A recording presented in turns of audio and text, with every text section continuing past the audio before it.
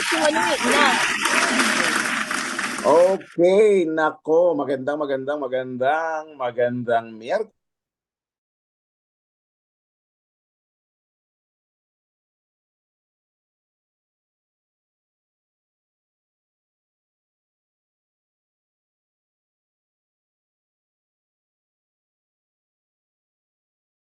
Congresswoman. Kaya paano bang hindi tayo kakabahan? Ito po ang inyong inklinasyon, ang ating linggo-linggong kwentuhan dito po sa inyong channel na ito.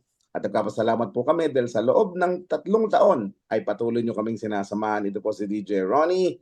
Salamat po at magandang hapon sa lahat ng mga naghihirap po sa episode na ito. Si Miss Mitzi ng Inet Philippines, si Daryl, si JM, ang nagsulat ng script, syempre si Director Ina Figueroa, at ang nag-imbita po dito sa ating mga expert ngayong hapon. So magandang umaga hapon sa inyong lahat. Consistent talaga no. And nako, bago ko ipakilala ang ating future congresswoman, ay gusto ko lang pong batiin ang aking mga kapwa adik sa basketball dahil ginto tayo. Kahit po inabot ako ng 12:30 rito sa Adelaide, ay hindi ko po tinantanan yung laro. And thanks to Nympha, dahil siya po humanap ng Facebook, yung aking sinubscribe ditong yung sinubscribe ko bagang channel, wala naman eh. Pinagbayad lang ako ng $13 ala namang coverage. Samantalang doon sa Facebook, direct Ina okay na okay, kaya lang sasabihin every so often, sasabihin salamat po sa nag-donate ng 500 pesos sa kalagitnaan ng laro, sisigit yung anyway. Basta importante ho ay nabalik uli sa Pilipinas ang ginto, at salamat po sa inyong pagsubaybay at paniniwala ko. Tuwan-tuwa si Team Code sapagkat siya rin po ang nagbigay ng bronze noong 1998 sa atin, at siyempre after 1951 years, saka tayo uli nagkaginto dito sa Asia, sa naibalik sa Pilipinas ang trono ng basketball. At isa pa hong balita ko dito sa Australia, masaya ngayon, sapagkat sa Sabado po ay boboto ang Australia simula ng 1999. Boboto sila sa isang referendum kung papayagan nila sa kanilang konstitusyon na finally yung the voice ng Aborigines dito, yung mga talagang taga rito. Yun ang problema kasi kung sino yung taga rito na pinalaya sa kanilang lupa, ngayon tatanungin ng mga bagong dating kung payag silang kasali sa pagdedesisyon sa lupang kanila. Ayan ang medyo masakit dito sa Australia. At ang masakit pa rin po, sa survey ngayon ay mukhang lumalamang ang no votes. So, sa survey pa lang yun, pero yung botohan po mangyayari sa Sabado, at yun po, kaya medyo historical ang buwang ito, at sa October 14 magaganap po dito sa Australia. So much for me. May I introduce you? Ano yung yung nako, teka ano muna. yung no? Ito po ang aking co-host ngayong hapon, ng ating future congresswoman, Ma'am Celia Garcia. Good afternoon po, ma'am. Magandang hapon po sa inyong lahat. Tinatanong mo kung ano yung no. Pakilala na ba? Yung no, Ma'am Celia, si Ma'am Celia po ay doktor din po ito. Talagang humble lang din nagpapatawag. But like our two guests, tulad po ng ating dalawang bisita, siya po ay doktor din. At nako, imported ho ito. Napaka ganda po ng educational qualification ni Dr. Celia Garcia. But and she's passionate about education for learners with disabilities, at napakalapit sa kanyang puso itong pag-uusapan natin ngayong hapon. And thank you for co-hosting with me, Ma'am Celia. Yung tinatanong mo kung ano yung no, no, hindi status ko, kasi ngayon hindi masyadong tinatanong yung Aborigines of yung Australians Aborigine, hindi sila tinatanong Although pag magsasalita yung isang speaker, we would like to acknowledge that we are in the presence of this land, ganyan. Pero hindi sila masyadong isinasali sa policy making process. At hindi masyadong naririnig ang kanilang boses. At napaka-obvious ng discrimination na nadadanasan ng mga Aborigines dito, na mga tunay na may-ari ng lupa na hindi masyadong napapakinig yung boses nila. Anyway, Ma'am Celia, ngayong hapon, napakalapit Ganyan din yung ng... nangyayari sa... Go ahead, ma'am. Go ahead po. Miss Celia, go ahead Hindi po. sasabihin, hindi naman ay nangyari sa Amerika, mga Indians na Aborigines, di ba? Ay, Opo. wala ba ako? Wala? Hindi po, Hindi meron ma'am. Meron nadidinig. po. Meron po. Meron na. Okay. Opo, meron ma'am. Go ahead, Sasabihin please. ko lang sana na ganyan din naman ang nangyayari doon sa... nangyari. Ganyan din naman ang nangyari sa Amerika. Di ba? Yung mga Right. Indians na inagawan nila ng lupa, asa na lang ngayon. Pero, Tama. yeah. Ang diskriminasyon nga daw dyan sa Australia ay mas matindi. Ay, opo. Mas matindi. Mas, lalo pagdating sa mga aborigines. So. Anyway, Ma'am Celia, ngayong hapon ay pag-uusapan natin ang isang batas na mas malapit sa puso mo. Ito yung 11,650 at tayo binayayaan ng dalawang mahuhusay na eksperto na haligi ng edukasyon sa Pilipinas. Kaya siguro, ipakilala mo na sila para mas marami tayong mapag-usapan na tungkol sa batas na ito. Go ahead, ma'am. Hindi ko pa naman. Sorry, hindi ko ma-open yung bio notes ko eh. Pero, ito ho yung aking isang ayon ho dito sa aking nadidinig ba ako? Yes, ma'am. Go ahead po. Nadidinig ba ako? Okay. Unahin po natin si Doc Lucci. Si Doc Lucci po, she earned her master's degree in education and her undergrad, majoring in special education both from the University of the Philippines, and kanya pong dissertation was career preparation framework for learners with disabilities towards tertiary placement. Okay, malaking issue ho itong pagpasok ng mga batang may kapansanan sa tertiary education, at ito ay ang ating pong batas ay isa sa inaasahan nating magiging matibay na instrumento para sila ay ma-prepare for this task. Siya po ay involved in research and publications and on special needs and inclusive education, siblings of special learners with disabilities. This is a very under-researched subject, and we're glad andito po siya ngayon upang marahil ay bigyan tayo ng liwanag sa mga issues na ito. Her passion and advocacies include guiding and supporting professionals, paraprofessionals, parents, and their other stakeholders in providing appropriate education, training, and intervention for students with disabilities through individualized assessment. So yan, isa po yan sa kanyang specialization, paggawa ng individualized assessment at yung pong educational behavioral programs para po sa mga batang may kapansanan. Si Dr. Lucci Sol Aplaon Vidal. Hi po. Gandang hapon po. Po sa inyo. Si Dr. Lucci, kasama ho namin yan sa paggawa ng IRR. At kasama ho namin nakikipag-away si mga taga-DepEd. Baka may nakikinig sa akin taga-DepEd, batuhin ako. Hindi naman away. Nakikipag-balitak ako ng minsan. Diskusyon. Yes, and our next guest, Ma'am Celia. Ang susunod po nating guest, sandali lang ho.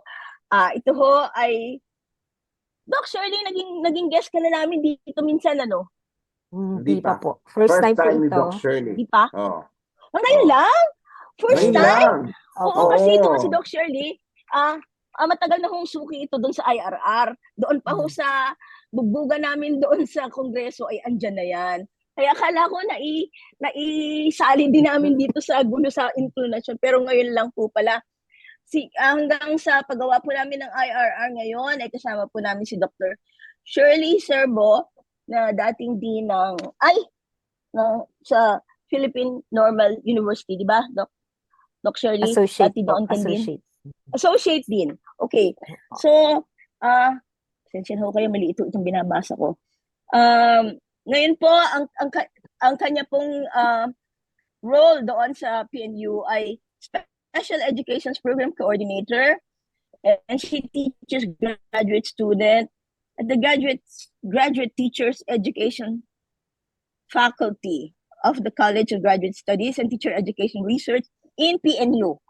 So, dati po ay naging officer in charge siya doon, the Office of the Director, Institute for Teaching and Learning, at sa PNU's Laboratory School. Very important po yan. And she, and tulad na nga po ng nabanggit namin, she also served as Associate Dean of the Faculty of Education Sciences at PNU, and as Director of Students Admission University.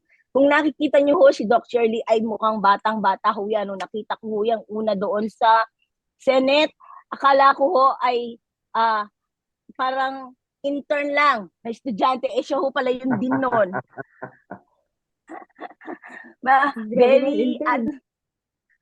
Very understated po siya, pero magaling po. Magaling na teacher at magaling na analyst.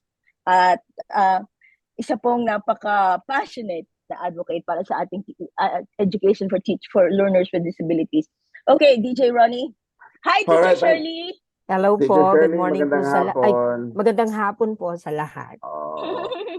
Alam niyo, kayong tatlo, kayo mga nasa education sector, kumbaga sa religion, kayo mga pari, mga pastor, mga ministro. Kung ano yung sinabi ninyo, abay, mas takot ang mga bata sa mga guro kaysa sa mga magulang. Kaya bibihira ang sumasagot sa guro sapagkat masama ang sumagot sa guro. Kaya Nung dati yun. Nung dati yun. Bago natin pag-usapan itong kung ano-ano mga teknikalidad sa edukasyon. Ha? Oo. Bago natin pag-usapan po. Bago natin pag-usapan yung Ngayon ay bawal ang sumagot ang teacher. Nagbabago na, ha? Okay. Doc Lutze, bakit guro? Bakit edukasyon ang iyong pinag-igi? Saan ka nakakuha ng influensya? Bakit yun ang kinuha mong kurso? At bakit hanggang ngayon nandiyan ka sa larangan ng edukasyon? Actually, hindi ko rin po alam. Hindi po, kasi nagsimula po ako, food technology po, ang aking unang naging course in UP Niagao, UP in the Visayas. Kaya lang, hindi po masyadong pinalad dahil ang hirap, ang dami pong chemistry and everything. Hanggang sa marami pong nangyari sa aking buhay na feeling ko na-lead po ako dito kasi once before nakapag-alaga po ako ng may kapansanan na bata. And then, from then on, parang feeling ko po na hinatak ako papunta dito dahil nagustuhan ko na siya. Tsaka, I come from a family of educators. Pero ako lang po yung nasa special education. So siguro para maiba lang ng onte kasi halos lahat po sa mother side ko po puro kami educators lahat. So para maiba lang siguro kaya special education yung tinuha ko. Pero eventually nakita ko din po na parang ito pala ay para sa akin. Very good. Thank you. Teacher Shirley, same question po, ma'am. Sa akin naman po, may dalawa kasi akong parang issue nung bata pa ako. Una, hindi ko maintindihan bakit nung grade 2 ay lagi nila akong pinapapunta sa guidance at ang daming test na binibigay sa akin. Then pagdating namin nung grade 3, bigla kaming isa-isang tinawag from the 35 plus. Pinalabas kami at sinabi sa amin, dinala kami sa isang room, then sabi sa amin, kayo ay mga, ang klase nyo ay MG. SPED. Ano yung MG? Sabi nila, mentally gifted daw kami. So sabi nila, kumbaga, what is that? Hindi namin alam. For a grade 3 pupil, di mo alam yan. Ang sabi ng teacher, kumbaga sa ice cream, kayo yung cherry. Kumbaga sa cake, kayo yung icing. So yun yung naalala ko. So inisip ko yon, ano ito? Ano yung SPED? Bakit nakapasok kami dito compared to the other classmates? So isa yung naging reason kaya masyadong nagustuhan kong pumasok sa special education. Pero with regards to education naman, nakita ko kasi yung mga teachers, so elementary ako masusungit. Parang hindi ba pwede na magturo ka at maging kaibigan ka naman? Kasi paano mo malalaman yung problema ng bata? If you cannot, you cannot get damdamin ng bata. So sabi ko, gusto kong i-prove na pwede kang maging kaibigan ng estudyante, mas matutulungan mo. And be unbiased at the same time. So yun yung nag-push sa akin. Kaya, eto, this is my 41st year of teaching already. Wow! 41st year. Wow! Biro mo, Ma'am Opo. Celia, ako 45 years old lang. Ibig sabihin, 41 years na si Ma'am Shirley nagtuturo. At saka si Napa-unmute Doc ako dun Luce, di ba? Oo. Anyway, kung cherry at saka ano pa yung isa, strawberry, ba yun ang unang Icing. kakainin? Icing Ba yun daw ang unang, po. yun ang unang kinakain ko. I Anyway, sing. I see.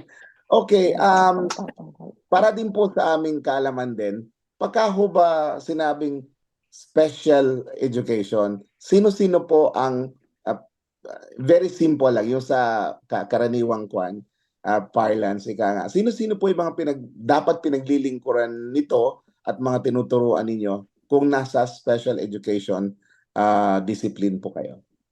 Doc Shirley. Sa akin po, ito po yung mga dalawang kategorya, yung mga bata na may mga disabilities at saka yung mga batang may giftedness and talent. So, pag sinabi natin yung may mga disabilities, eto po, may mga iba-ibang categories na dito. Naroon yan na yung blind, merong hearing impairment, merong may autism, merong may intellectual disabilities, at may mga iba po na ano. Anyways, ito yung nagsimula ito, yung categorization na to, dun sa yung idea po, Individuals with Disabilities Education Act. So, yun din po yung ginagamit namin categorization. Although, alam natin ngayon, tinatawag na din naman ng mga iba ito. Meron tayo, kagaya ng may autism, ADHD, meron silang neurodevelopmental disorders, etc. Pero generally po, ito yung mga bata na masasabi natin under the group na mayroong mga disabilities sa iba-ibang aspeto sa kanilang pag-aaral because of certain conditions that they have. Okay, Doc Lutze, Yes, po. yung po yung sa pag sinabi ikaw ay nasa SPED, parang medyo nakukulayan, ano? Meron agad parang, uy, yung anak ko pala SPED, ganyan.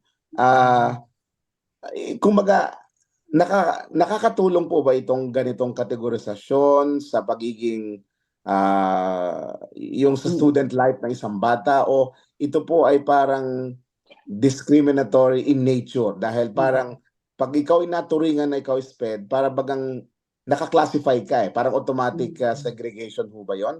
O hindi naman po ganoon? Nalilabel ka. O nakakaroon na ng label. O yung anak mo SPED. O di ba? Ang Ano po totoo, ba ang nagiging trend o nagiging takbo ho ngayon sa inyong pag-aaral? Oo, ang totoo po niyan, talagang, let's face it, no, reality says na talagang may some kind of discrimination kapag ka may labeling. But ako po, ang paniwala ko dyan ay nagiging discriminatory lang siya, depende kasi sa pag-take, kung anong perspective ng kung sino man yung gumagamit nun. So for example, sa atin, used to be discriminatory siya because nagli-label tayo and yet wala naman tayong kayang masyadong gawin. So, meaning, nalilabel lang sila and then nagre-react ang mga tao towards the label because after all, iba din po talaga ang kanilang mga behaviors, iba po ang mga mababa yung mga skills na meron sila, or there are just so many characteristics and indicators that they have that makes them different from others. However, yun na nga, take kasi yun yun yung pag-take. Kung nasa special education ka, for example, at alam mo na pwedeng ano yun, pwede pa ngang gawing to our advantage yun. Kasi kapag may label siya, kapag meron siyang identification, then we are able to help the person more, no? Or faster, kumbaga. So, I think naman din na trend-wise, medyo nagiging acceptable na rin ang merong label, or kung hindi natin gamitin yung label dahil masyadong stigmatizing yun, then at least ma-identify sila. Bakit? Kasi for such a law as RA 11650, na nakasaad talaga doon na kailangan ma-identify muna siya bago siya matulungan, then it gets to be something helpful. Hindi po siya nagiging, sana, hindi na siya magiging stigmatizing. For the, para lang doon sa fact na paano ka namin tutulungan kung hindi namin alam kung anong meron ka. Although, ako po, staunch believer pa rin kasi ako ng depende sa needs eh. So minsan kahit hindi natin officially or hindi talaga siya clinically diagnosed, I still believe na nandun yung ano yung disability niya at nandun din yung mga needs niya. So therefore, whether or not you have the diagnosis, hindi po hindi po hadlang na wala kang diagnosis for you to be helped. Kasi dati naman wala ang ganun, and yet the special education na supposed to be, yan po ang isa sa tumutulong sa mga kagaya nila. So feeling ko ang use lang ngayon ng mga labels na to is in accordance with the law. Kasi nga, paano magbibigay ng services and programs kung wala nga silang label. But beyond that, hindi po ako naniniwala na the diagnosis or the labels are, yun na lang siya. At hindi siya, kumbaga parang kaya natin siyang gamitin in a more positive way from now on. Kasi may law na. Dati kasi kahit anong gamit mo doon, kung hindi naman siya, hindi ka naman mapapansin. I mean, anong use niya kung ma-diagnose ka? In fact, negative pa nga. Kasi nga, may stigma that goes along with it. So ngayon, baka naman we will be able to better educate others and be able to help those talaga na merong mga needs because of the identification na pwedeng gawin sa kanila. Doc Shirley, Changing. yung ba yung dahilan bakit nagkaroon ng ganitong batas? Kasi sa tinagal-tagal na ho, sabi nga ni Doc Lutz, sa tinagal-tagal na ng special education para bagang lahat kayo sa education sector naniniwalang this is the direction, but this is may bagong batas, no? Ano ho ba yung isa o dalawang dahilan for you na nagkaroon ng ganitong batas at parang aktibo rin kayong nakibahagi para maging batas itong batas na ito? Sir, sa tingin ko, kasi syempre ang pananaw natin, paano natin mas matutulungan itong mga bata na may mga disabilities, diba? So, nung sinimulan kasi ito, yung ano pa lang iniisip pa lang itong batas na ito, actually, kasama kami ni Senator Win nung inisip niya ito, naggumawa ng batas dito. Para inisip niya kasi, nakakatulong ba yung ngayon, kumbaga yung practices ngayon na ini-implement pa yung mga programs para sa mga may disabilities, and nakita na may kakulangan, no? May kakulangan nito. So, para bang, hindi na ibibigay yung tama. So, dahilan doon, nakita niya na kailangang mag-formulate ng batas talaga na tututukan sila na bawat city, bawat district dapat ay agad-agad matutulungan yung mga bata, no? So, nakita niya na kailangan gumawa na ng batas para sa ganun. Kasi siyempre, sir, pag may batas, mas may ibibigay ng tama yung mga programa na ginagawa para sa mga batang may disabilities. Actually, umano pa ako sa kanya noon, sir, bakit hindi ba pwedeng sama na rin natin yung kaso ng may mga giftedness and talent kasi magkasama naman sila under SPED. Sabi niya masyado kasi malaking yung mga disabilities. So sa tingin niya dapat ihiwalay. So yun hindi kasama dito niya. yung may gift. Hindi po Wala kasama po. dito yung gift. Sa disabilities lang po talaga itong batas na Hindi ito, RA 11650. Para po talagang Ganon. maibigay sa kanila yung tamang edukasyon, yung kailangan nila. Pero, ang nakikita din naman namin dito, nung sa pag-aaral namin ng batas, di ba, nag-formulate tayo doon sa formulate ng IRR po. nito, medyo kailangan natin sa assessment part doon nakita natin. Kasi para matulungan lalo, kailangan talaga sir na assess sila ng tama.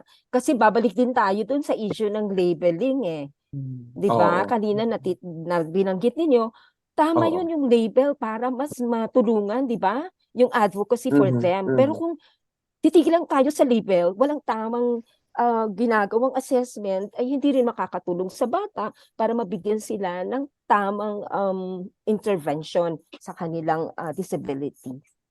Pero Doc Luce, Yes po. sa realidad po, hindi ko po alam dito sa Kalunsuran, no, sa NCR. So I came from Batangas. No? Batangas is just 90 kilometers from Manila. Pero ang sitwasyon po doon ay yung sinasabing SPED class, 35 halimbawa yung isa. 35, halo-halo yung disability. Pagkatapos pagtatanungin mo yung taga-DepEd, and then meron, we have a good special program, a SPED class program in Batangas because lahat sila nasa klase, ganon. They're mainstream in the education, no? Pero sa totoo lang po, 35 students na iba-ibang disability. Nasaan po doon yung education, Doc Lutze? To be honest, hindi ko rin po alam kung saan. Hindi, hindi po. For the main reason, ako po, ang undergrad ko po ay SPED. Opo. Actually, all the way through ako. SPED ang undergrad ko, MA ko SPED, PhD ko SPED. So parang babad na babad po tayo dito. Kaya ang undergrad ko po na practicum ay ganun po, klase of 12 children na puro po may disabilities, iba-ibang level, iba-ibang, they call it degree. Ako kasi hindi po masyadong ginagamit yung term na yan. Pero they call it like that.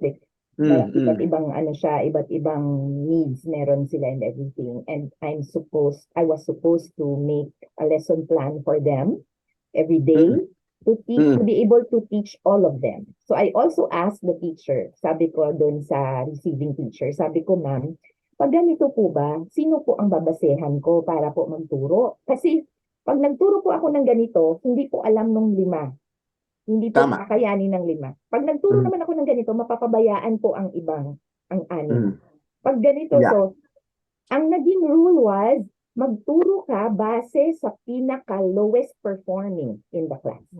So, ibig sabihin po, kung merong highest performing sa class na yon, matutulog na lang siya. Kasi hindi naman niya... Nood ka na lang muna. Oo, kasi syempre, done na siya doon, bored na siya doon, or maglilikot siya, or do something else, di ba? So parang hindi mo siya ma-imagine kung paano maturuan sila all together. Siguro, meron namang nangyayaring ganun, pero kung ang klase, for example, ay 3 hours, then siguro 1 hour sila, depende sa kung sino ang pwedeng mapagsasama mo. You make do of what you have, ganun po siya. So, Maganda po yung ganong 1 hour, 1 hour. Pero dun ho sa Batangas, at to be specific sa Padre Garcia and San Juan, Batangas, hanggang ngayon, abay gayon ho ma'am, 30, ngayon, ang enrollee 40 students, iba-ibang estudyante po, halo-halo. Pero ewan ko, Doc Shirley, pero yung aming SPED teachers doon, parang tuwan-tuwa sila as if they're fulfilling something to their lives na kinakaya nila yung 40 at saka 35 students na yun na halo-halo. And sinasabi nila meron daw natututunan yung mga bata. Yung mga magulang naman, akala nila siguro talagang gano'n kasi ang anak ko ay may kapansanan. So ano yun, pagtiyagaan na lang, Doc Shirley, na gano'n ang sitwasyon na talagang hanggang dito muna yung mararating ng mga bata. Paano ho ba yun, Doc Shirley? Anong tamang paningin doon? Kung Opo, titingnan natin, sir, hindi sumusunod sa batas yung school. Kasi 'di ba kung sa general education setup, dapat at least 2 lang o yung nakasama ng mga bata na may disabilities dun sa mga typically developing na mga bata, di po ba? Siguro dahil sa kakulangan ng teachers, kaya siguro ang ginawa nila ganoon. Pero nakita natin na magsisimula dapat yan kung may kaalaman yung administrator at saka yung mga teachers in connection with ano yung difference nitong mga batang ito na hindi natin pwedeng ilump together porque sinabi mo may condition, undersped sila, pag samasamahin mo na sila, hindi pwede kasi iba-iba yung needs nila. So paano kailangan magkaroon sila ng awareness ng pagkakaiba-iba nitong mga conditions ng mga bata para ma-address. So kung wala pong background, walang training, yung mga teachers ay sa tingin ko hindi masyadong matutulungan para maibigay yung nararapat dun sa mga bata. Kasi, kumbaga, ang nakikita ko dun, sir, nasanay na lang like yung mga parents, parang mas mabuti na to kesa wala. But the point is, we're not giving them the best that we can. Mag-research sa akin, tingin ko, dapat may teacher training talaga in connection with special education. In fairness, madam, meron namang pong training. May training, may training ng RBI, may training sa PNU. But again, 35 students, 40 students is 35, 40 students, di ba? ang masaya nga po, buti kung ganyan ang naririnig namin sa mga tagapamahalaan. Pero hindi po pagka tatanungin mo po halimbawa sila, the director and the supervisors, the district supervisor and the directors, they're very proud of the setup. We have this very good mainstream class. Parang ganyan ewan ko. Maybe this is the reason why this law has come to fruition. Ika nga ano po, Yes. Doc Lucci, tama po ba Yeah. yun? Yes, actually, Sir Ronel, yun nga Opo. lagi, pag tinatanong ako ng tungkol doon, lagi kong sinasabi na, ito kasing problema na to, hindi siya nakukuha lang, hindi mo siya pwedeng tingnan sa isang anggulo lang. Talagang, it's a systems problem. Let's face it, lahat po ng levels, talagang ano siya, parang makikita mo na parang nagko-contribute kahit paano doon sa problema. But I think kasi na ang isang ano doon, wala po kasi tayong masyadong guidance in terms of ano nga ba ang gagawin first and foremost sa mga batang to. Kasi ngayon ang guide lang na meron ang mga, lalo ang mga public schools, ang guide lang po sa kanila ngayon is kapag ka nakimitaan mo na parang hindi siya masyadong pareho doon sa mga tinuturuan mo inside the Gen Ed classroom, agad-agad isped mo. So, di ba, that in itself is already problematic because not everybody who are there doon sa dinidescribe na 35 in one SPED class are in the first place, sure ka ba na may disability? Di ba? Parang ganun una. Before anything else. So, ang dami pong problema kung kung yun ang unang-una. Kasi you'll have a problem with assessment. Identification or labeling pa lang problema na. Assessment which is different from identification or diagnosis, different po yun. Yung assessment po na sinasabi ko, yung assessment para makapaggawa ng IEP para sa kanya, hindi din in place yun. Pag may IEP ka, kailangan ipatakbuhin yun ng mga tao around, from home to school to community, everything. So, are these people in place? Hindi rin. Diba? So, ano na siya, domino effect na po siya. Pero medyo hopeful po tayo in a way because si law, may At least may sections direction po na, siya Doc. on that. Oo, meron siyang ganon. Kaya nga, di ba, nag-IRR tayo? Although, siyempre hindi pa rin na-finalize yun. Pero at least na ano natin yun, nagbalitaktakan tayo tungkol doon to try to help to operationalize it. Doc Shirley, itinuturo niyo ba sa mga inyong kumukuha ng SPED? Kasi narinig ko sa kumukuha ng SPED sa PNU. PNC pa nga dati yun kayo, di ba, ma'am? Ngayon PNU. Kasalig ako sa itinuturo ninyo ang mag-diagnose ng bata medically. Kasi sa probinsya ang anak ko may autistic daw anak ko. Kasi nagsabi, yung guro. Kaya doon inilagay sa ganong klase yung anak ko. Kasali ho ba sa training ng mga SPED teachers ang mag-diagnose ng bata medically, ma'am? Sir, medically, hindi po natin yung ginagawa or kahit sa pagtuturo namin sa aming mga MA students na nag-specialize sa special education, hindi po. Kasi iba yun wala namang training yung teachers para sa medical assessment ng bata. Okay, with regards to diagnosis. Ang importante actually sa school, sir, importanteng maging familiar sila kung sino ang mga batang ito. Ano yung mga flagships, ano yung makikita nating manifestation. Okay? Then tinuturuan din namin sila ng mga basic assessments na pwede nilang gawin. Okay? Para sa ganun, kung nakita nila, nagmamanifest ito, not right away, magli-label na agad sila na, ay, may ganito ka, hindi. Mahabang proseso yan. At ayan, si Ma'am Luce, yan ang queen ng assessment. Siya yung nagsasabi ng maraming assessment na ginagawa sa evaluation. Hindi tayo agad-agad magli-label, itong bata, may intellectual disability. So, hindi, sir.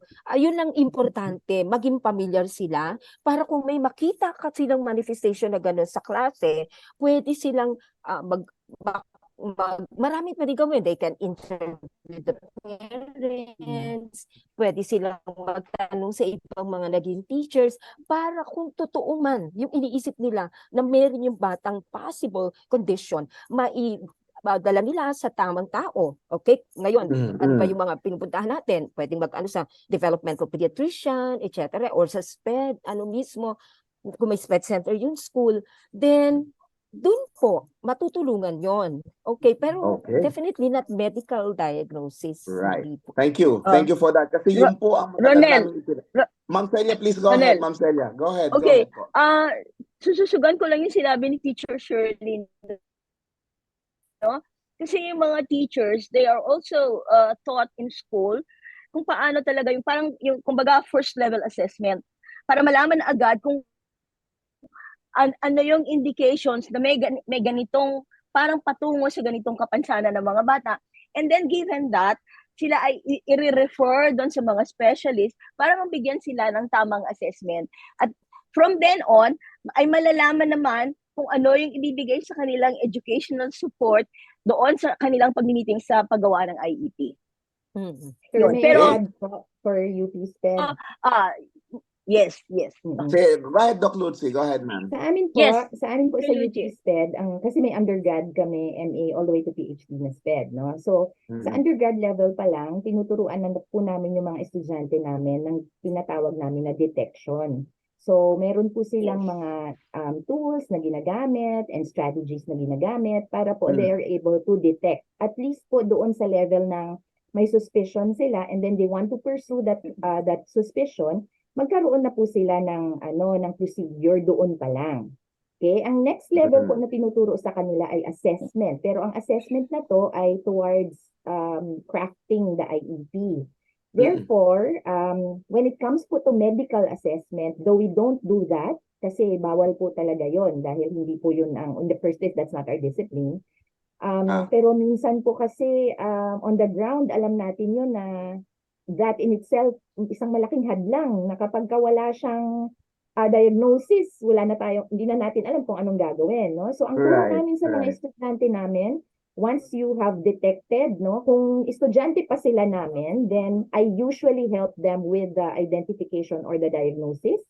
And then from there, diretso na po tayo ng tulong sa kanila. Kaysa sa pahintayin po sila dahil alam naman po natin umaabot ng siyam-siyam bago po ma-diagnose. And ang problema ko minsan sa diagnosis is, syempre, ibang discipline po yun. They can, give prescriptions according to their discipline. So, medical yan or psychiatric, psychological or whatever. Pero sa educational po, usually, hindi naman din nakakatulong dahil hindi din sila nasa education. So, meron po kami sa special education ng, kumbaga parang protocol din na pina-follow namin such that whether or not may diagnosis siya, natutulungan na din kaagad siya. Yun. So, Doc Shirley, lahat po itong mga sinabi nyo ni Doc Lutze, Doc Celia, lahat ito ay nandun sa batas. Ano ho? So, ano po, Doc Shirley, ang mga nagiging pagbabago ngayon? Dahil meron ng batas at yung dahil napagpulungan na natin kahit napakapyaw laang na naintindihan natin ang kakulangan lalo na sa mga rural areas, no. Actually, in fairness, may mga model naman po ako I call them model hindi po ako eksperto but ako sa nababalitaan ko sa ginagawa halimbawa ng Ramon Magsaysay high school dito sa Maynila, no. Meron din diyan sa Quezon City, mahusay din 'yon, ano. Sa Carmona meron din daw na magandang practices. Ngayon sa Batangas naman po ang nangyari naman dahil ganyan nga yung sitwasyon nung panahon ni Governor Vilma, ang ginawa po namin is naglaan po yung probinsya ng budget para yung mga bata na-analyze ng Philippine Mental Health Association Batangas chapter at natitingnan ng mga doktor po at subsidized po ng probinsya yung payment doon sa mga bata mula 4th to 5th class municipalities. Pero yung 1st to 3rd municipalities, sila na yung bumabayad. Kaya naman nila po bayaran. Ano? So yun po ang isa sa mga interventions na ginawa ni Governor V nung panahon niya na tingin po namin nakatulong dahil ipinagpatuloy po ng sumunod na mga administrasyon. No? At ito rin po yung gusto ng batas. So ano po ngayon ang nagiging pagbabago as far as curriculum is concerned because of this very good law na pinaghirapan po ni Doc Celia at ninyo na maipasa sa Senado at sa Kongreso? Kung titingnan po natin, syempre yung batas hindi pa natin totally na-implement ngayon kasi nga although natapos na yung mga workshop sa IRR, I think nasa DepEd pa ito. at may susunod pa sila ng mga steps para sa implementasyon. Pero just the same, no, sinisimulan na rin natin yung pagtingin dito at paano natin maa-address yung concerns ng mga bata inside the classroom. So sa amin po, sa PNU, particularly sa mga MA students namin ng SPED, tinuturuan namin sila kung paano gumawa ng learning plan na kung saan ay gagamitin nila yung kanilang kaalaman tungkol doon sa IEP ng bata. No? So kung ang bata ay nakasama, kasi nga, inclusive education yung focus natin. So iniisip natin na yung bata ay kasama sa mga neurotypicals or typically developing na mga classmates. So, paano natin i-address yung needs nila considering na meron silang ibang concerns? So, we are making use of the universal design for learning. Meron po kaming pinag-aralan, describe namin sa kanila na learning plan na kung saan ipapasok nila at gagamitin itong universal design for learning para sa ganun ma-address yung concern ng buong klase. Pero Doc, pag dumating Doc tayo, Shirley, sir, sa problema ng mga bata na mayroong Oo, nakapaloob na oo. may disability, ginagamitan naman namin ito ng differentiated instruction para Doc Shirley, matulungan ma-address. Yes, sir. Doc Shirley, pinag-usapan mo universal. Ibig sabihin, pwede kang magkaroon nga ng isang standard, no? Na kasi pagka yata nag-aaral ka sa UP, iba yung individual planning. Pag nag-aaral sa PNU, iba rin. O pareho naman po yun, Doc Lutze. Sorry, hindi ko po masasagot yung kila Ma'am Shirley, pero yung sa amin po, lahat po ng, ano ba, even before the law, ang practice na po namin ay tinuturuan po namin yung mga pre-service teachers, SPED teachers namin na makapag-assess, at least informally, such that yung results ng assessment na yon ginagamit nila para mag-design ng IEP. So ang IEP po ay ang Individualized Education Plan, na siyang ginagamit ng lahat dapat ng SPED teachers para sa kada bata.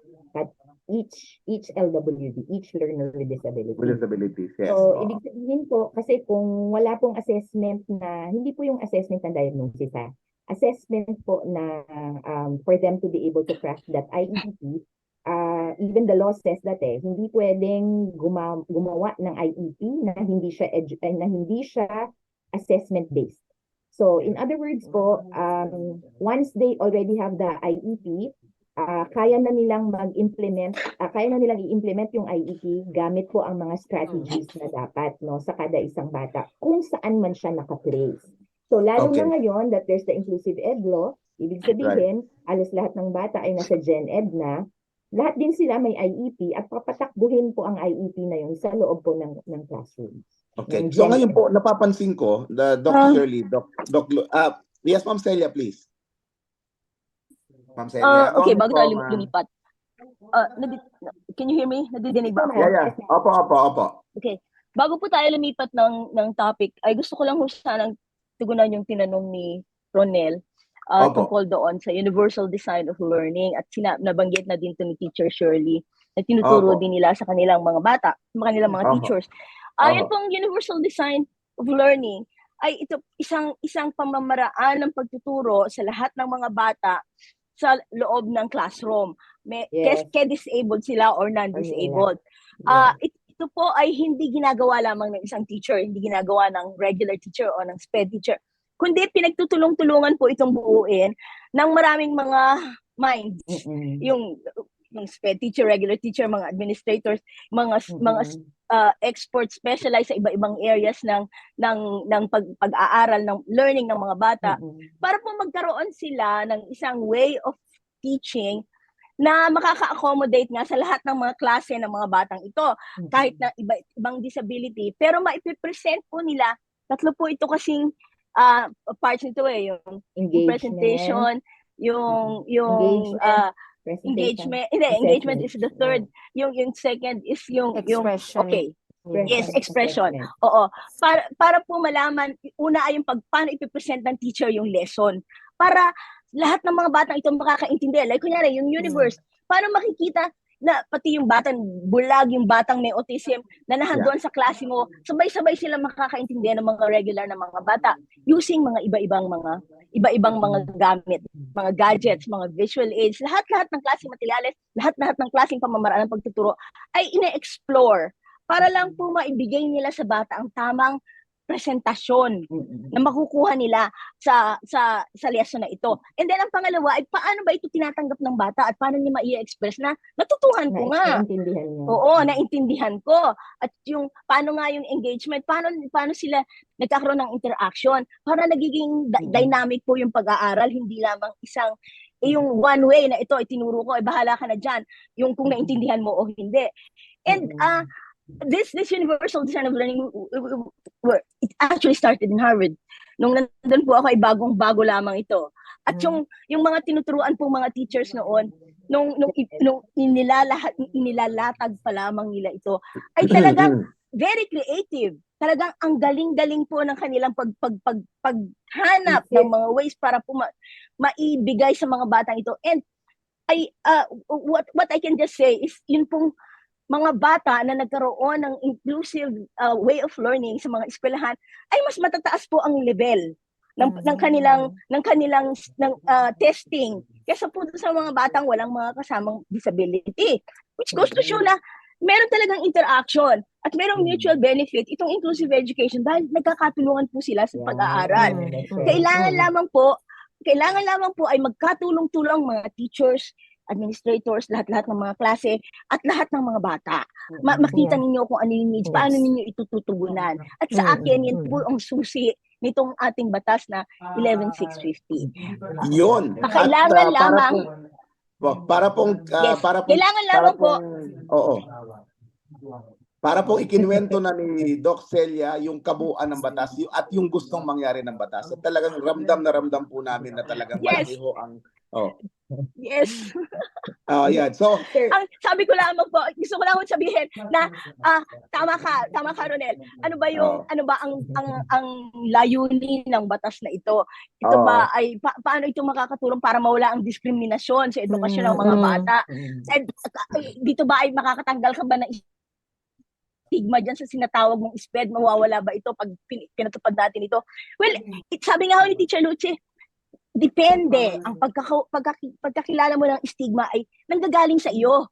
Kung yun ay titingnan mo ng ganyan, talagang ganyan. Ganyan ang lalabas palagi sa'yo, may diskriminasyon ka. Ngunit kung titingnan mo ng paano ba matutulungan ang mga batang ito? At sa akin, yun ang po ang layo ng batas na ma-identify ang mga batang ito. Not so much the labeling na masama ang konotasyon, kundi ma-recognize ano po ba ang pangangailangan. Kailangan ng mga batang ito na para matugunan in terms of education. Para matulungan po natin sila na makapantay dun sa mga batang, sabi mo nga, wala namang kapansanan yan eh. Ito may kapansanan, dapat tulungan natin para maiangat sila. Sabay-sabay silang matuto at bigyan natin sila ng appropriate way of learning at tamang mga suporta at services. Yun po yung batas. Okay. Yun na. Ayan po yan po mga kanasyon ang sinasabi. Napakaganda sa papel, ano? Napakaganda sa mga sa ganyan pagtitingnan. Pero again, going back to the reality, maganda rin kasi kung dati yun, ito na ang magiging ngayon, di ba? Dahil nasaan? Nandito sa batas meron tayong tinitingnan ngayon. May sinasabi silang universal design learning. Maganda 'yon at magandang ituwang 'yon dito sa 11,650, di ba? Pero Doc Shirley, meron pong tinitingnan ngayon ang DepEd sa Valenzuela, ang halagang 30 million pesos ang halaga. Ganun ho ba kamahal ang dapat maging itsura ng mga learning? Kasi bahagi po sa batas ay dapat lahat ay mayroong inclusive learning resource center. Pakipaliwanag nga po ng simple at mabilis kung kaya po natin, Dr. Teacher Luce, sasagot yan! Okay, sige. Teacher Teka, Luce. actually, magkapareho kami ni Teacher Luce niyan. Pareho kami ng advocacy that we don't agree na talagang, ano ba, it's not feasible sa bawat Teka muna, lugar Dr. Shirley, sa bakit hindi ka Pilipinas. nag-agree? Please explain to our audience. ano ga po yung aasahang Inclusive Learning Resource Center? Pakisuyo po. Go ahead po. Yung Inclusive Learning Ano po Resource ang ILRC? Center, Oo. ito po yung dapat na pwede na gamitin or pwedeng makatulong, makaagapay sa teacher kung mayroong pangangailangan kung paano mas matutulungan yung bata na may disability. Pero hindi namin nakikita ito bilang isang struktura na nakatayo talaga, na kung saan ay Yes. kumpleto yung mga tinatawag natin na mga multidisciplinary team and everybody there, kasi hindi namin makitang feasible yon. Considering na 30 million bawat isa, ilan ang dapat magkaroon nun? So kumbaga nakikita namin yung LRC, yun yung makakatulong, pero bago natin bigyan ng focus yun, sana muna tingnan natin how we can empower the teachers. Empower in what sense? Yun yung ginagawa namin ngayon na parang may dagdag na advocacy namin. Nakita kasi namin, nagkausapan kami dun sa huling IRR na kami Yes. tatlo na nasa academics, si Doc Lutze, ako, at saka yung si Ma'am sa CU. Christine. Nakita namin paano na matutulungan ng mga bata kung dun pa lang sa assessment ay kulang na. Hindi enough yung pinapakita ng batas. Kumbaga, paano mo i-assess yung condition ng bata bago mo siya mabigyan ng tamang IEP kung yung multidisciplinary team, iba-iba yung assessment na ginagamit nila. Ang nakikita namin, dapat magkaroon ng isang assessment na kakayanin ni teacher na gamitin. So yun yung sinisimulan. Actually, marami ng naganap na pag-uusap na ito. Kasama rin namin yung DepEd at saka yung mga multidisciplinary team. Paano kaya tayo makakagawa? Kasi nakita namin, walang existing na ganoon. So gusto kong si Ma'am Lutze para dagdagan, susugan yung sinabi ko. Kasi siya Sige talaga nga yung po. unang nakaisip ko, tapos pinush niya ako na Okay. kaya maganda ito. Sige nga po, Siguro Doc po, Lutze. Opo.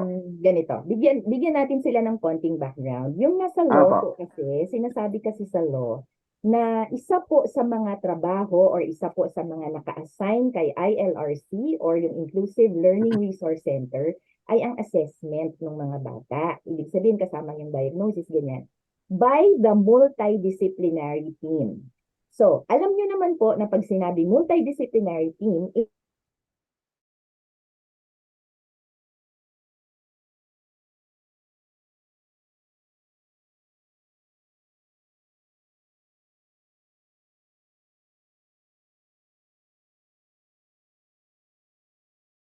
was magpatayo tayo at let's turn our SPED centers, kasi yun din naman ang sabi ng batas, into ILRCs. Pero Right. ang dagdag po kasi na naging interpretation noon was maglagay tayo ng multidisciplinary team sa kada halan na wala.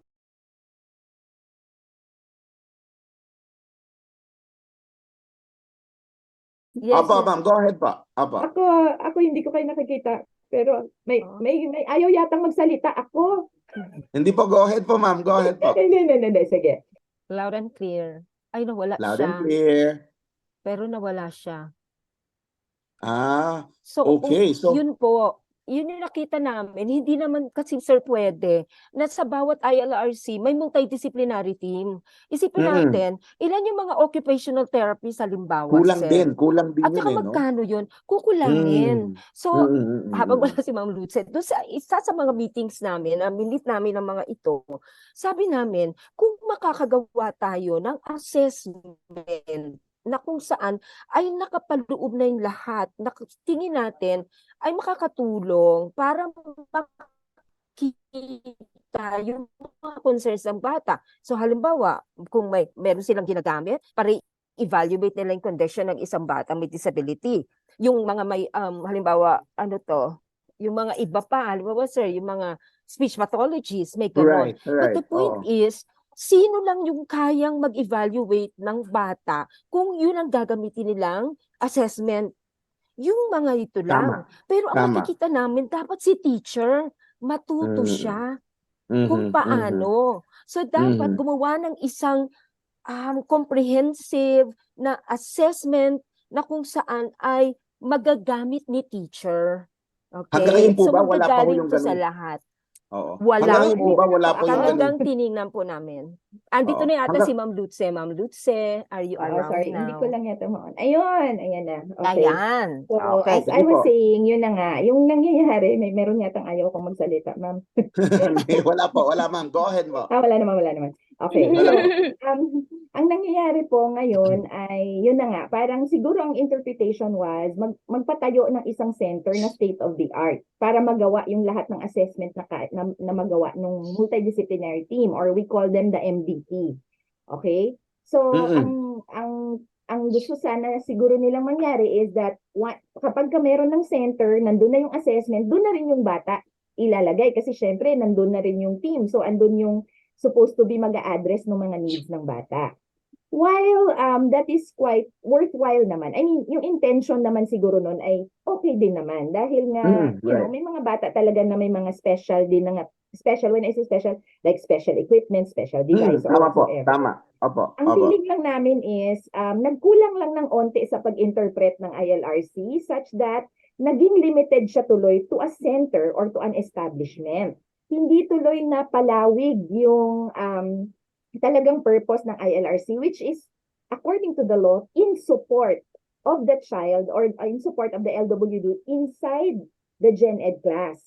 So, hanggat doon siya sa ILRC at I mean, ang lahat ng mga facilities and everything nasa ILRC, at yung bata ay nasa Gen Ed, hanggat ganun siya, magiging segregated na naman ang ating setup. So, hindi siya tuloy nakakatugon sa batas. Dahil ang sabi ng batas, ilagay siya sa Gen Ed, no?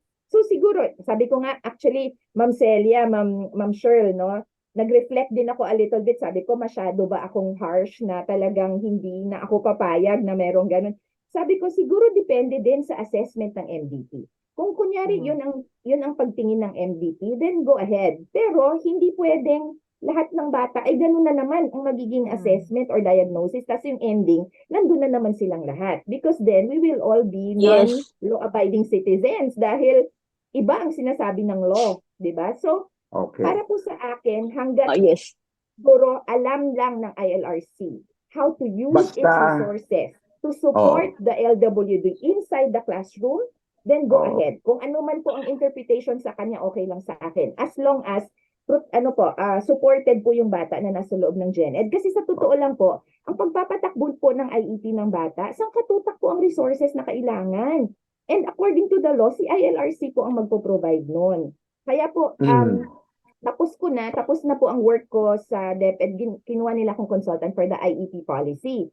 So, meron na pong ganon. And doon po, talagang nakita namin na oo nga, no? Paano nga naman siya papatrabahuin inside the program, I mean, the IEP na gagawin sa bata, inside the Gen Ed class, kung walang resources or support whatsoever. Si Gen Ed and si SPED teacher can only do so much. In fact, si SPED teacher, hindi pa nga natin siya ma-place ng maayos eh. Kasi imaginein mo kung lahat ng sections merong may special needs. Let's assume na ganun. Kahit sabihin natin isa-dalawa lang yan in the sections, anong gagawin nila kung, di ba, kung wala silang other resources. Yeah. So, Okay, Ma'am comment Celia. lang po ako. Yes po, ma'am. Sige, Ma'am Celia, go ahead po. Yun po kasi we can look in the law. Yun pong purpose ng ILRC ay para tama si Teacher Lucia mag-provide ng lahat ng services and accommodations na kailangan ng bata while nahandoon siya sa general education system, sa public school system. So, doon manggagaling lahat, doon nakasentro sa ilalim ng ILRC at yung ILRC ang nagmamanage ng lahat ng services na yan. Pero ang gusto ko lang sanang sabihin, I think what the law is trying to accomplish ay magkaroon tayo ng isang pantay-pantay na pagtingin o pare-parehong pagtingin. Ano ba talaga ang inclusive education? Ano ba talaga ang ibig sabihin nito para sa ating mga eskwela, sa lahat ng hindi yung iba-iba po tayo ng interpretasyon. Dito po sa batas ang sinasabi, yung itong sinasabi natin pagbibigay ng karampatan at tamang edukasyon sa libreng edukasyon sa mga bata sa public school system ay mangyayari lamang sa isang inclusive system kung saan ang mga bata would be there in the general education Okay. in the general classroom, seeing All right. the curriculum that is being used by everybody else sa ano po sa lahat sa to the greatest extent possible lamang, hindi sa lahat ng panahon. To Okay. the greatest extent possible na ang mga bata ay magbe-benefit lamang. Kung hindi talagang kaya ng bata na lahat ng time na handoon siya, pwede po siyang dalhin sa ILRC, and then doon pa lamang siya magkakaroon ng ibang services. Okay. Dagdagan ko lang si Dapat Ma'am, lang po magkaroon tayo ng pantay-pantay na pagtingin. dagdagan ko lang si Ma'am Celia. To Sige the po, to Doc. the highest Yes. extent, sabi niya, 'di ba? To the widest and highest extent Yes. possible. To the greatest extent including- possible. Yes.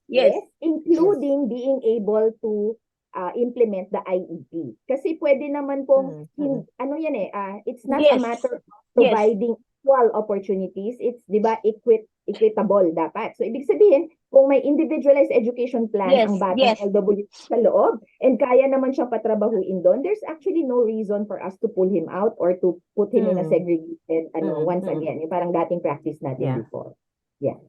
And that is covered in the appropriate education phrase. Yes. Yeah, that's right, ma'am. Okay. Correct. Right. At dahil po mauubusan na tayo ng oras, ako lang po ay gustong mag-appreciate sa inyong tatlo. Masarap palang napapagitnaan ka ng tatlong doktor na mahuhusay at may passion sa kanilang ginagawa at alam ang kanilang sinasabi. Dahil hindi ko na ho kailangan magsalita. Hindi, pero sa totoo lang ho, ito na lang siguro. Sa inyo pong pananaw, kayo naman po ay lubog dyan sa proseso. Kailan po mararamdaman ng ordinaryong taga sa amin, din sa probinsya, kailan ho namin mararamdaman ang sinasabi nating napakagandang sa wakas. Kasi itong pagpasa ng inclusive, itong 11650 na ito, ay indirect admission of DepEd of their shortcomings. Tanggapin nila o hindi, yun. Pero ang tanong, kailan ho mararamdaman ng taga-probinsya itong sinasabi nating ito? At ano ho ang magagawa namin nandito sa rural areas o nandito sa probinsya para maitulak ng sumabay kami sa inyo diyan sa academe, sa iba't ibang bahagi ng komunidad para maging reality. Siguro Doc Shirley, what's your timetable in this one? Sir, actually, una, depende yung implementation kung gaano kabilis yung implement nito. Hindi ko pa alam kung ano yung mga steps pa na kailangan gawin ng DepEd para dito. Pero sa tingin ko, sir, hindi naman kailangan hintayin natin na ma-implement na ito. Kami kasi sa PNU, meron kaming undergraduate. Sa undergrad, lahat naman magiging guro ang mga matatapos namin. Pero lahat sila, may requirement kasi ang CHED na 3 units ng professional education. So meron kaming special education, special and inclusive education. Lahat ng mga magiging guro na galing sa amin, meron silang background. And we see to it that we discuss already with them itong batas na ito. So kahit hindi pa nai-implement ang batas, may kaalaman na yung mga magiging guro, yung mga pre-service teachers tungkol dito. Kaakibat dito, binibigyan na rin namin sila ng mga paraan kung saan paano nila ma-address yung mga concerns ng mga bata na may mga disabilities na kanilang madadatnan sa mga schools na kung saan sila magpa-practicum or sa mga schools na kung saan doon sila magtuturo. Kaya sa tingin namin, marami naman kaming graduate, marami din sa kanila talagang nasa puso nila yung pagtuturo sa mga rural areas and sa mga provinces. So dito pa lang, sir, may dala na sila, kumbaga may baon na silang ganito, may kaalaman na sila. So sa tingin namin, isang magandang konkretong paraan din yon para ma-assure natin na kahit hindi pa nai-implement yung batas, ay alam na ng mga teachers yung kanilang mga dapat gawin para ma-address yung concerns ng mga batang may disabilities doon sa mga schools. Right. At sana po, hindi na makikumpetensya dyan yung mga ilang taga-DepEd na nagre-recruit ng guro sa abroad. Okay. Naisingit mo din, ano? Doc Luce, Yes po. ano po ang tingin ninyo? Anong timetable ninyo? When can this be a reality? And paano din po ito? Kasi ma'am, ako laki sa special school. I was reared sa Philippine National School for the Blind. at ibang-iba yung mundo paglabas mo sa School for the Blind, ano ha. So, Yeah. medyo Mm-mm. nag-adjust ako doon, ano ha. Oo. Tapos nung nandito ako sa Australia, iba rin dito yung support system, ibang klase din. So, talaga ako, tayo lang naman, sinasadya ko na kunyari hindi ko alam. Kasi gusto ko maramdaman paano nila ginagawa yung intervention kung sakali halimbawa ako eng na estudyante, medyo slow. Ngayon ganito ako dito, I'm pretending to be, I didn't know these theories, no? But kasi gusto ko, how are they doing it? How are they, in actuality, paano nila yun pinaparamdam sa estudyante na susuportahan ka namin? And it's, ang ganda po, ang ganda ng feeling na hindi ka inuupasala, hindi ka, kundi ano pang kailangan mo para maituro namin sa'yo. Pero yung basic learning, dapat talagang manggagaling sa'yo. But the support system here is great na hindi naman siya spoon feeding. Ano po? Anyway, Doc Luce, kayo po, anong pananaw nyo? Kailan ito mararamdaman? Opo. Alam niyo po, sa totoo lang, hindi ko po talaga kayang sagutin siya. Kaya po, the way po na pagsagot namin, at least kami po sa UP STED, ang ginagawa po namin is one pre-service teacher at a time, one institution at a time. Kung sino po sa ngayon ang nagpapakita ng interes na gusto pong matuto about the law and mag-implement nun, yun po muna inuuna namin. After all po, yung law naman ay whether or not may IRR, it's a law. So, dapat talaga ini-implement na siya. In whatever way we can, di ba? Right, Yung IRR, para na lang yun sa para magkaintindihan lang tayo, yung sinasabi ni Ma'am Celia, na pare-pareho tayo sa isang page, no? Pero yung puso ng na yan, yung espiritu, ako po yung tawag nila sa akin si espiritu ng law. So, yung espiritu po ng law na yan, nandyan na po yan. So, depende siguro yan sa kada isa sa atin first and foremost. Like kami po sa UP SPED, hindi na po kami, hindi naman sa dati, naghihindi kami, no? Lagi naman oo. Pero ngayon, mas lalong nagbibigay kami ng oras, naglalaan kami ng oras doon sa mga interesado at gusto na nilang gawin, no? So, for example, meron pong gustong magkaroon ng certification in inclusive ed sa amin, and wino-work out po ngayon namin yon sa isang city. Dahil di ba sir, sabi mo kung paano nga maramdaman yun. Kasi para po sa amin, in terms po of accepting the law, wala na po tayong magagawa doon. It's a law, so everybody should follow it. Pero siguro po kung doon sa part ng ako gusto ko na, willing na, gusto ko na siya na i-implement, yun po ang magiging question mark eh. So, we have to move on from just embracing the law to be able to really apply it kung saan man natin siya dapat i-apply. So, kami po, willing po kami to help in whatever way we can, especially po with training. Kasi, para po sa amin, wala na pong ibang dito, wala nang pinakabida dito when it comes to the law, but training. Kasi lahat naman po, lalo na ngayon involved na, kahit po yung Gen Ed. And siguro yung isang pwedeng ma-contribute namin is we are trying na at least in our institution, inclusive education is in place. So gaya po nun, meron po sa College of Education po ng UP, meron po talaga kaming courses on inclusive education para po yung mga pre-service na magiging Gen Ed receiving teachers din later on, sila din po alam na nila about the law and alam po nila kung paano i-apply yung law. Pati po yung lahat ng systems namin, UPIS, which is our school kung saan po, yes, siya din po, slowly ini-embrace niya. UP as a whole po, meron po kami ngayon isang office dito so that we can see to it na meron pong ang lahat po ng mga nasa tertiary level naman, no? Kumbaga sa walk the talk. Yun po yung tinatry namin gawin para po slowly makita ng lahat and makita nila na after all, inclusive education has nothing, yes, it has everything to do with providing the needs. It's not a privilege, but definitely po, it has a lot to do with rights po. So kung ano yung karapatan ng mga batang to, ibibigay natin sa kanya, pero hindi po mangyayari yun kung hindi din tayo marunong kung paano grant yun. Okay, tama po yun. Ma'am Celia, gusto ko po naman, please talk from the parents' point of view. Ano po yung vision ng mga magulang dito sa batas na ito? Kayo po isa sa mga nagtulak. Ano po ang tingin ninyong damdamin ng mga magulang? Dahil meron ng ganitong batas at tamang-tama sa ganitong araw ng mga guro o buwan ng mga guro, pinag-uusapan po ito. Go ahead, Ma'am Celia.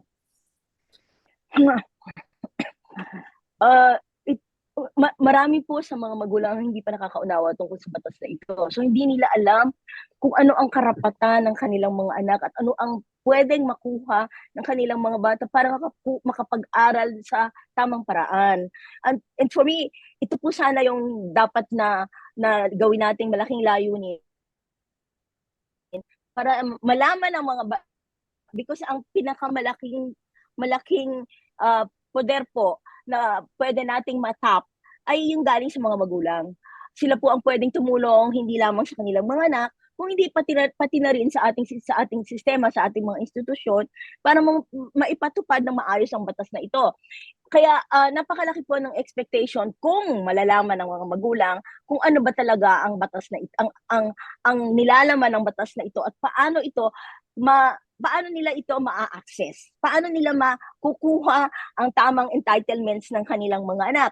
Doon po, mismo sa loob ng batas, may nakapaloob po doon yung procedural rights na sinasabi kapag ang iyong anak ay hindi binigyan ng tamang paraan ng pagtuturo o tamang placement kung saan siya dapat mailagay, sinaksak lang siya dyan sa SPED, pwede naman pala siya dito sa loob ng inclusive ed, ay meron po tayong mga procedures na pwede nating ma-access upang madala natin sa harap ng batas ang mga reklamong ito. Kasi po, ngayon, wala pong alam ang mga magulang dyan. Yung PTA, pag sinabi siyang, meron po akong reklamo, ay shutdown ka na ng principal, shutdown ka na ng teacher. Supervisor. Saan ka pa pupunta? Hindi ka na makakapagsalita.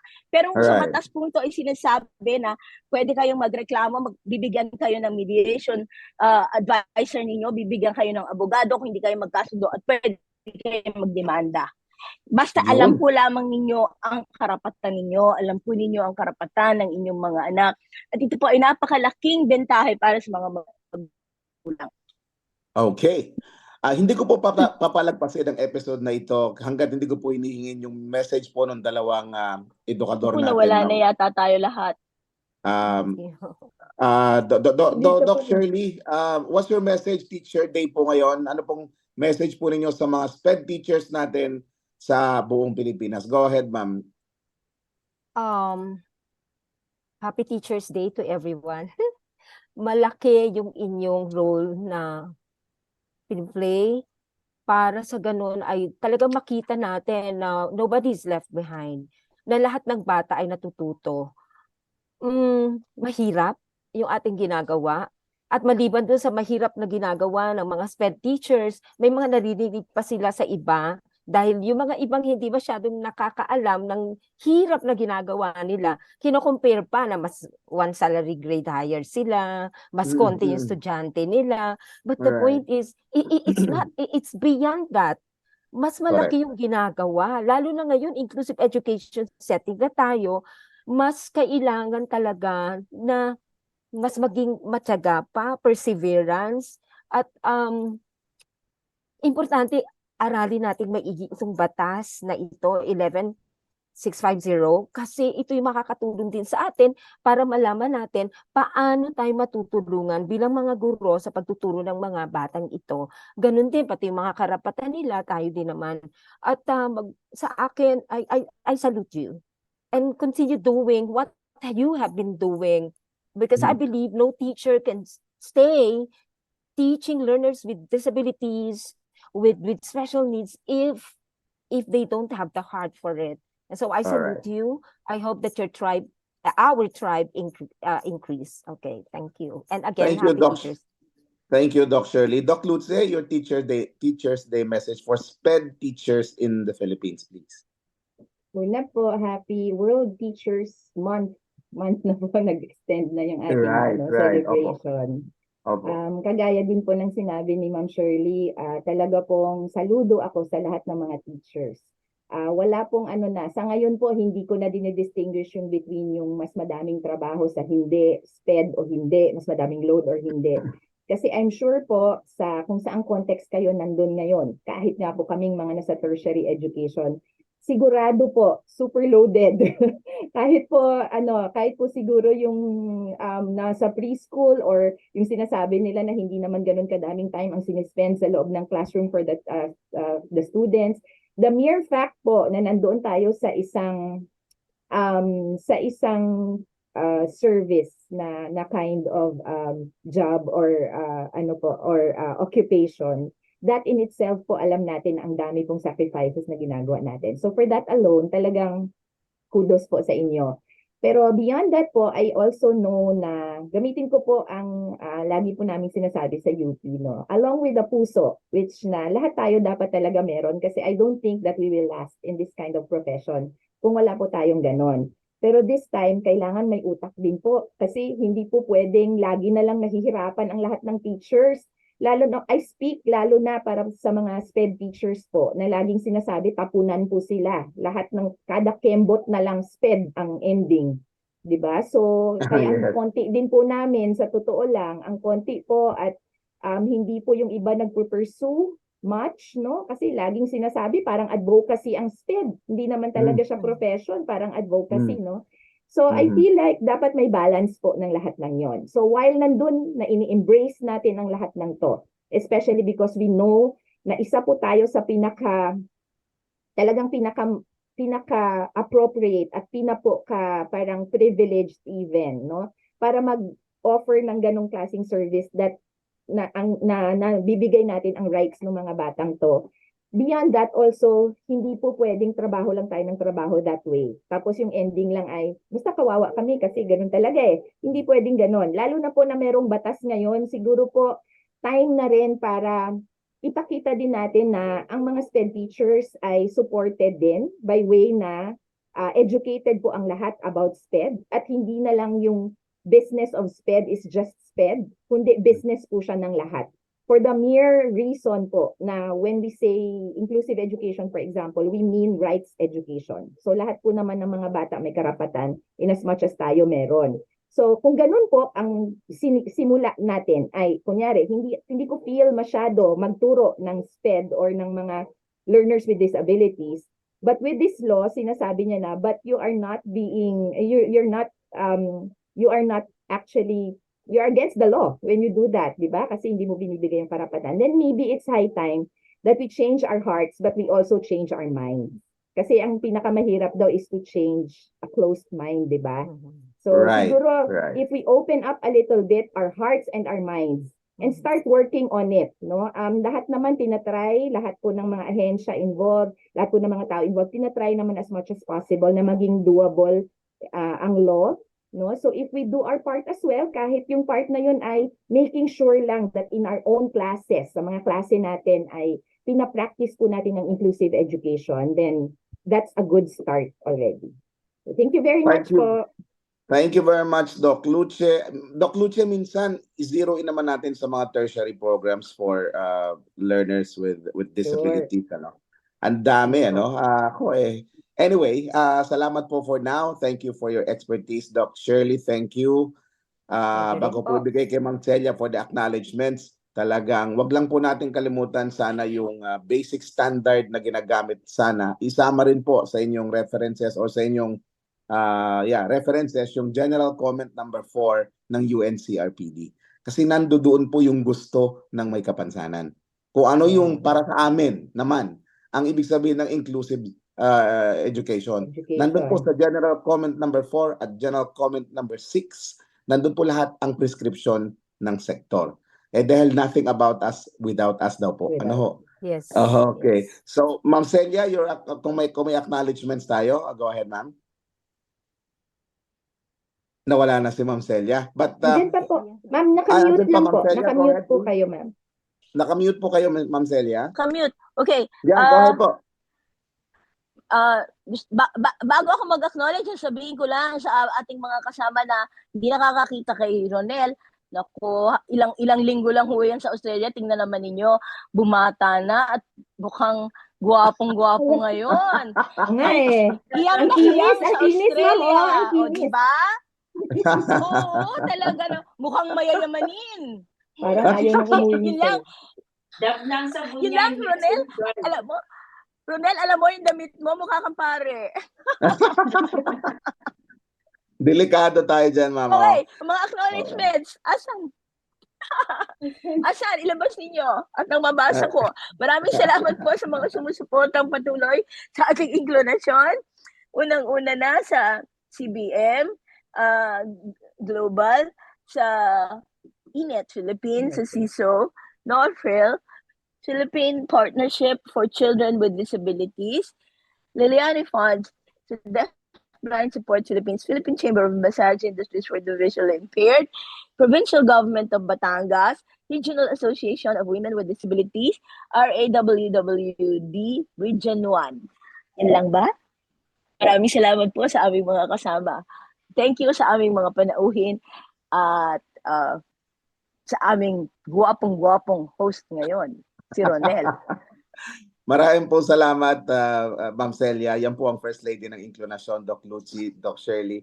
And of course, siyempre po hindi namin tatapusin ni Ma'am Celia yung programang ito. Ito pong forum na ito. Kung hindi namin papasalamatan ang marubdob na suporta na ibinibigay ng INET Philippines, siyempre ng Save the Children, lahat po ng mga magulang, mga guro, yung mga gaya po nila na mga panauhin namin ngayon na talagang nagsunog ng kilay para po ipaunawa sa ating mga mambabatas ang kahalagahan po ng batas na ito.